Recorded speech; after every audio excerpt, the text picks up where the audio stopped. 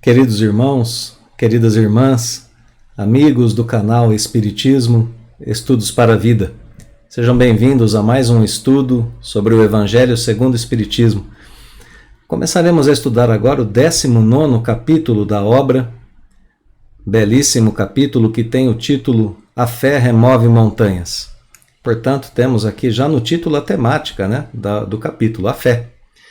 Podemos conferir essa temática muito bem exposta também nos títulos dos itens que estão exibidos aqui no índice do capítulo 19. Perdão. Poder da fé, a fé religiosa, condição da fé inabalável, parábola da figueira que secou e depois nas instruções dos espíritos, a fé, mãe da esperança e da caridade, e a fé humana e a divina. Nesse nosso estudo de hoje, vamos nos concentrar nesse primeiro item, poder da fé. Primeiro item do capítulo 19, que é composto por 5 subitens, Ele vai do subitem 1 ao 5º, e dentro desses subitens a gente tem uma passagem do Novo Testamento, seguida por 4 parágrafos contendo as explicações de Allan Kardec sobre essa passagem. Em resumo, nós podemos dizer que esse item abre o capítulo apresentando as primeiras características da fé para ensinar o que ela é e como desenvolvê-la. Então a gente vê essas primeiras características da fé e a gente já vai definindo aqui o que é fé nas suas primeiras características, Então a gente já vai aprendendo também como desenvolvê-la. Somos apresentados também nesse item aos resultados da fé verdadeira que poderão ser alcançados por todos nós. Bem, então, assim a gente já tem um vislumbre, um pequeno saborzinho do que virá no decorrer do capítulo. Ideia de continuidade? No capítulo anterior nós estudamos a nossa relação com o conhecimento a respeito da lei divina e a prática desse conhecimento. Então, muitos serão chamados, poucos os escolhidos. Só serão escolhidos aqueles que praticarem aquilo que aprenderam, aquilo que entenderam.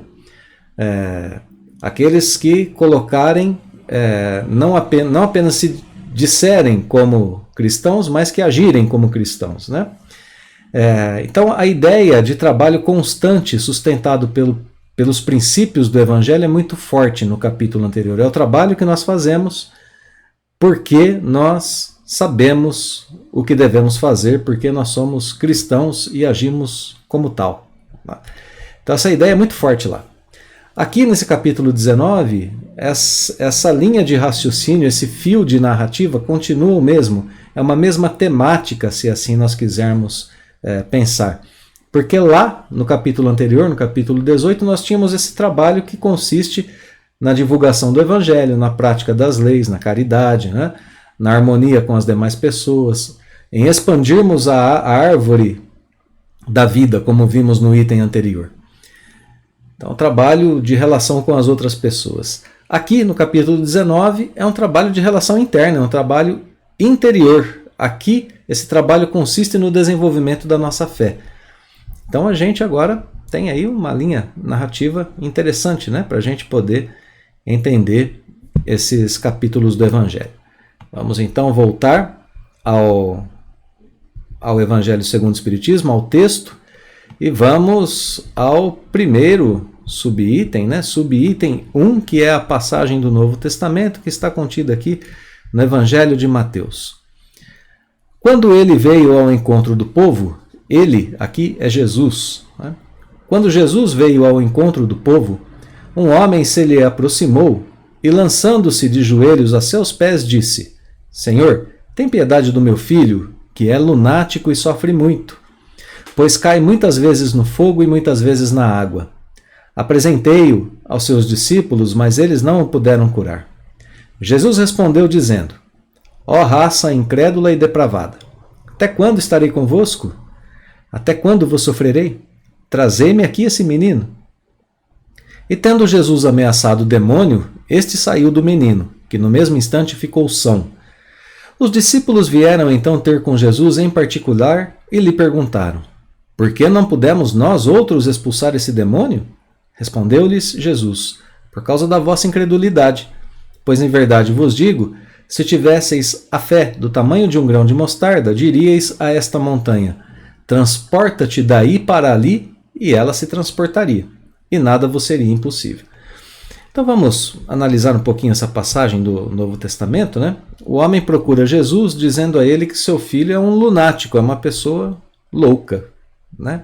Sofre muito por causa disso e que cai muitas vezes na água e no fogo. Cair na água e no fogo, estar desequilibrado. Tem mudanças repentinas de humor. Ora está irado, raivoso, furioso, ora está calmo, sereno. Cai no fogo, cai na água, né? Tem mudanças repentinas de humor. E diz a Jesus que os discípulos não puderam curá-lo.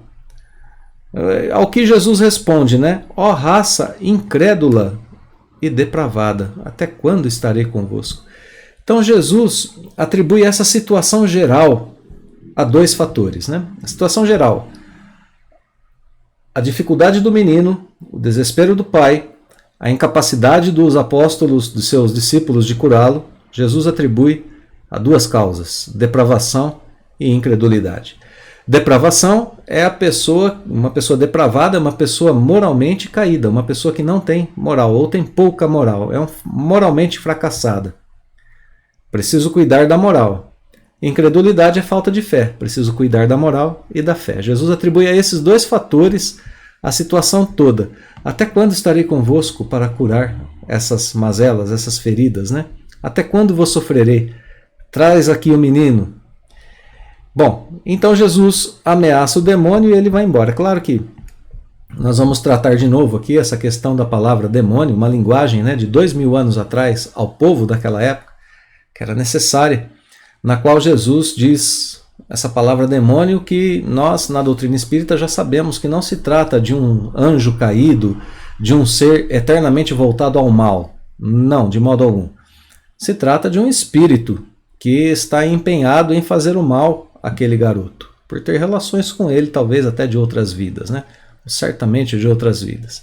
Então o processo tratado por Jesus aqui é um processo de obsessão. Jesus faz uma desobsessão, afasta um espírito interessado em prejudicar aquele rapaz. Um espírito que futuramente vai perdoar e vai ter possibilidade de seguir a sua vida em paz, também pelos caminhos do bem, né? Então Jesus faz essa desobsessão, o menino fica são na hora. Aí então os apóstolos perguntam: Senhor, por que a gente não curou? E aí Jesus responde: agora sim, por causa da vossa incredulidade. Então aqui, o problema dos discípulos é a falta de fé. Por isso eles não promoveram o processo, né, de desobsessão que era necessário ali. E Jesus termina dizendo que se nós tivéssemos a fé do tamanho de um grão de mostarda, nós moveríamos as montanhas. Texto de Kardec, então, agora com as explicações sobre essa passagem e sobre a fé que nós tanto queremos saber, né? Kardec começa dizendo: no sentido próprio, é certo que a confiança nas próprias forças torna o homem, vou marcar aqui o texto certo, torna o homem capaz de executar coisas materiais que não consegue fazer quem duvida de si. Então olha lá, no sentido próprio, a gente tem a confiança em si mesmo como o lugar onde nasce a fé, onde começa a fé.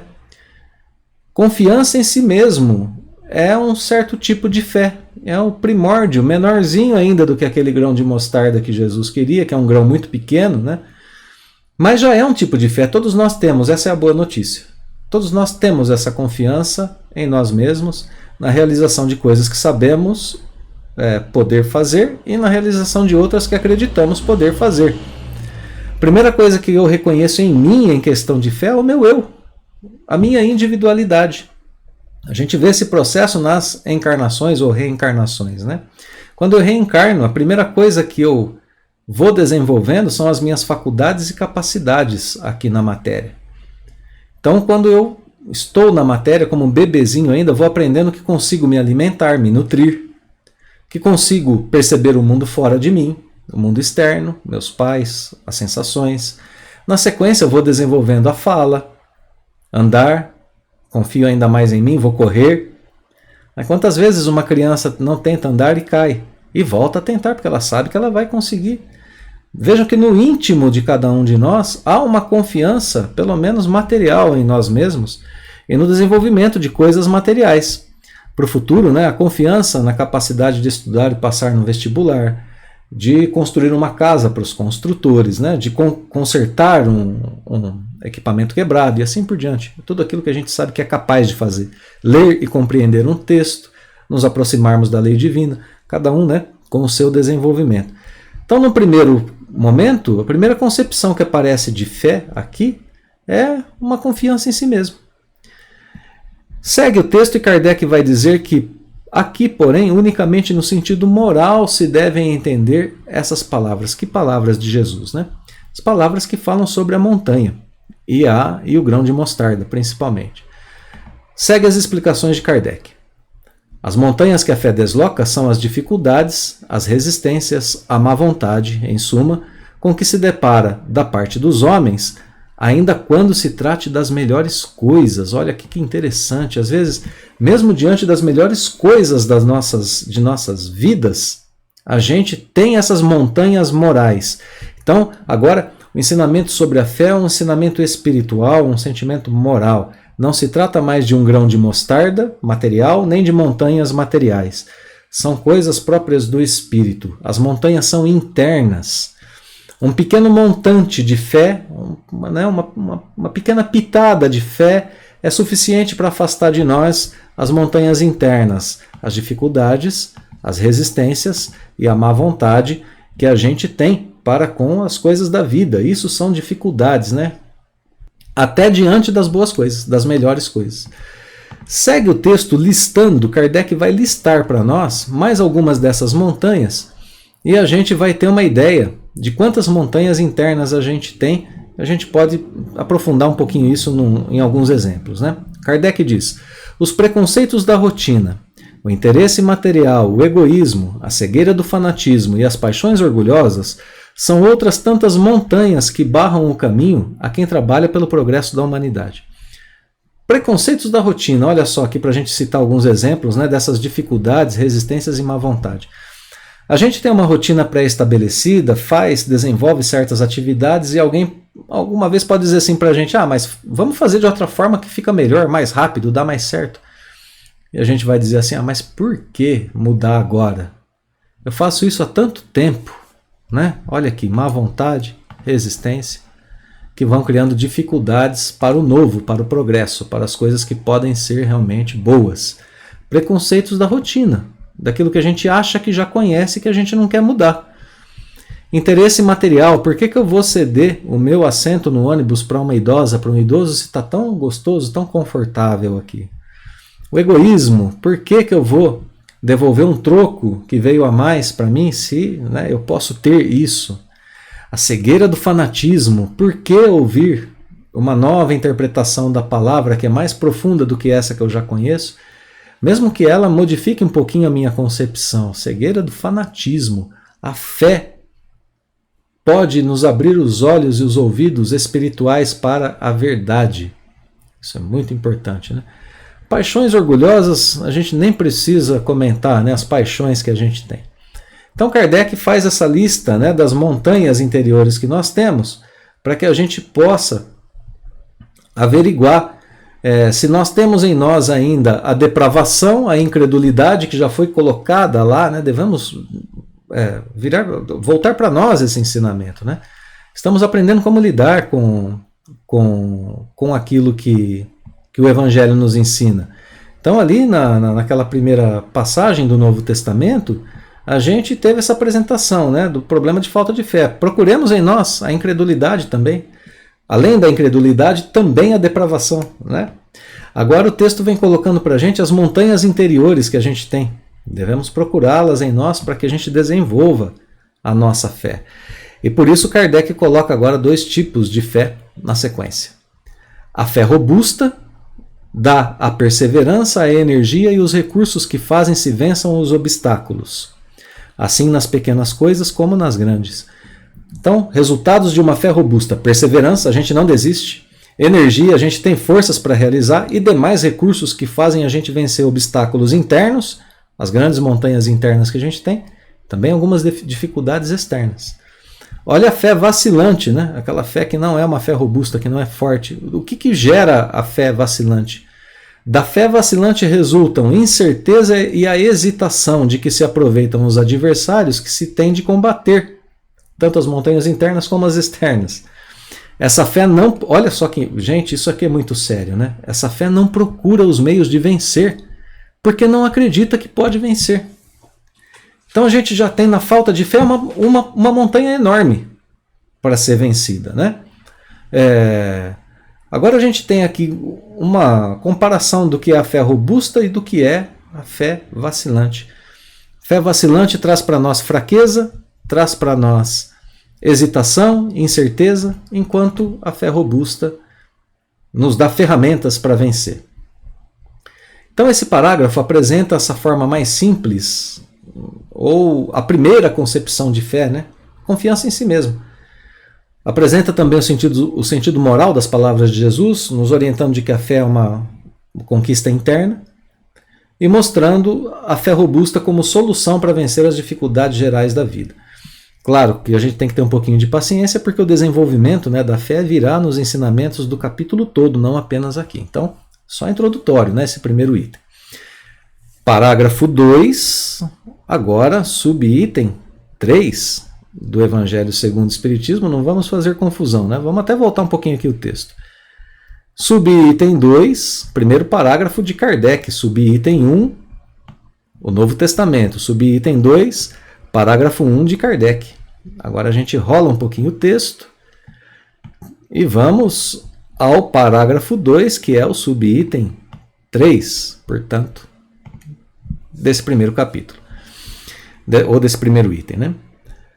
Noutra acepção, entende-se como fé a confiança que se tem na realização de uma coisa, a certeza de atingir determinado fim.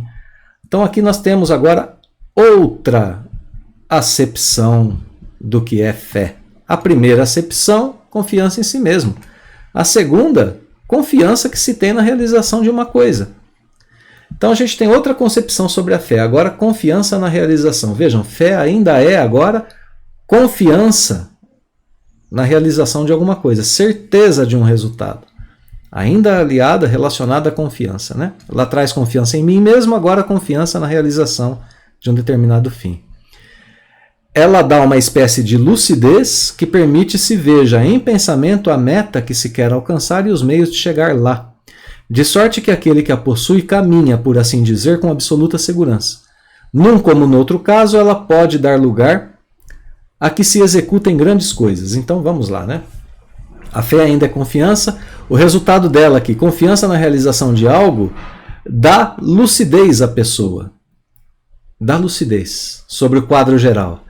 Então essa pessoa em pensamento vê em pensamento o objetivo que ela quer realizar e os meios de chegar lá. Então a fé melhora e expande o uso do nosso pensamento. A pessoa se torna capaz de organizar, de prever, de projetar em pensamentos, portanto de planejar o que ela quer, o que ela precisa fazer para conquistar aquilo que ela desejou. Ela fica segura de si, ela caminha com absoluta segurança, ela sabe o que vai realizar. Ela está consciente. Ela tem intuições sobre aquilo, expansão do pensamento, da nossa capacidade intelectual e racional. Então, ela pode, nos dois casos, né, tanto na fé, na confiança em mim mesmo, como na confiança em realização de algo, a fé pode permitir que a gente realize grandes coisas. Então, esse segundo parágrafo apresenta a segunda concepção de fé. Confiança na realização de algo e o resultado. Vamos ao terceiro.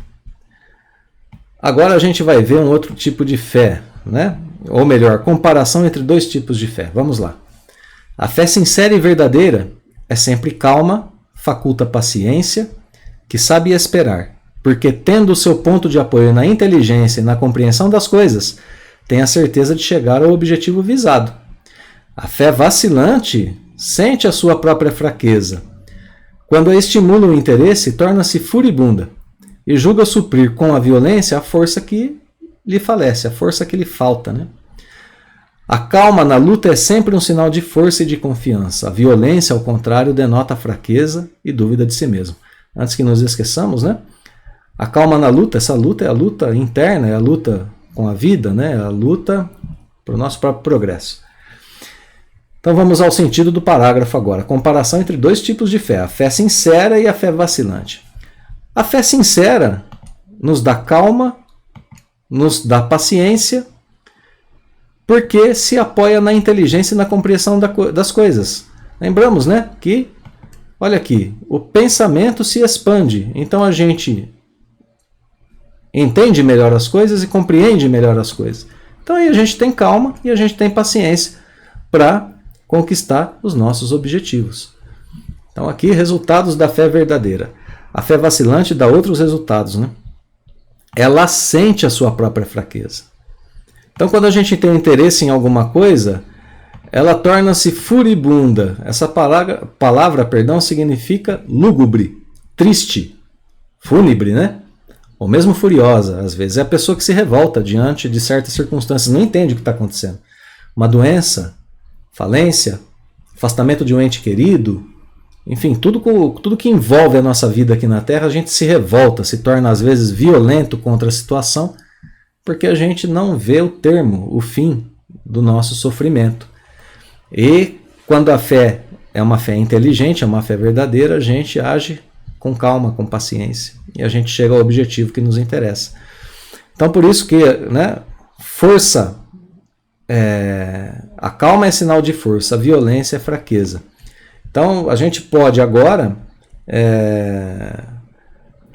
ler em nossas atitudes diárias como anda a nossa fé.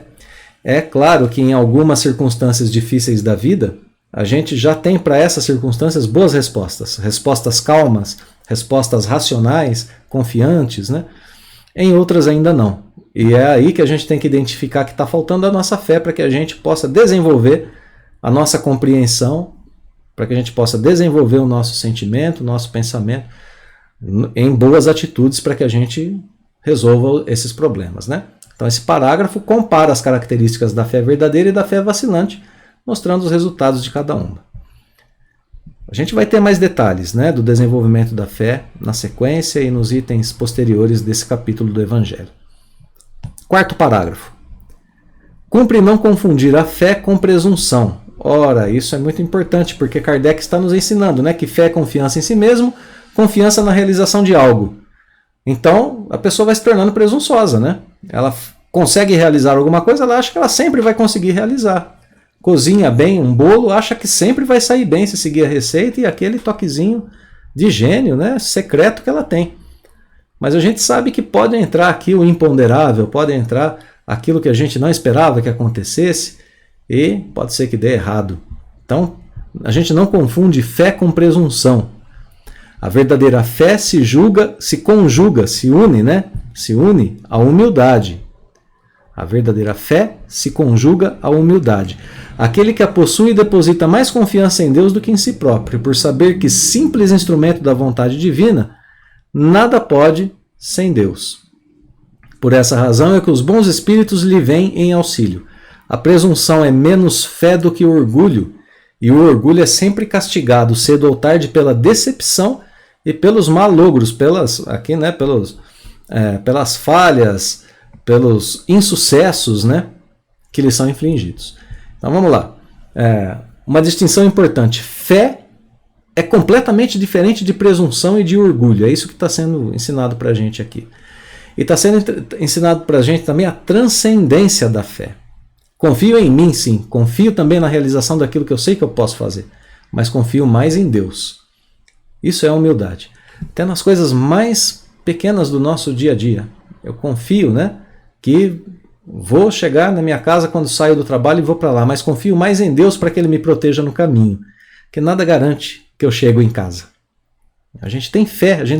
A vida da gente é uma profissão de fé o tempo todo. Quando a gente diz que vai realizar alguma coisa, daqui a 3 segundos a gente está realizando uma profissão de fé. Não sabemos quando vamos desencarnar. Então, confiamos em nós, mas confiemos mais em Deus. A gente é simples instrumento da vontade divina. A gente nada pode sem Deus. Se Ele disser não, será não para os nossos objetivos.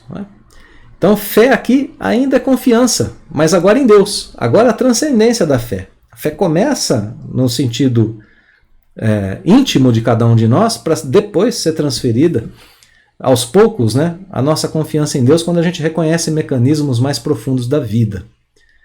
Então, quando a gente faz essa transcendência, aí a gente recebe auxílio dos bons espíritos.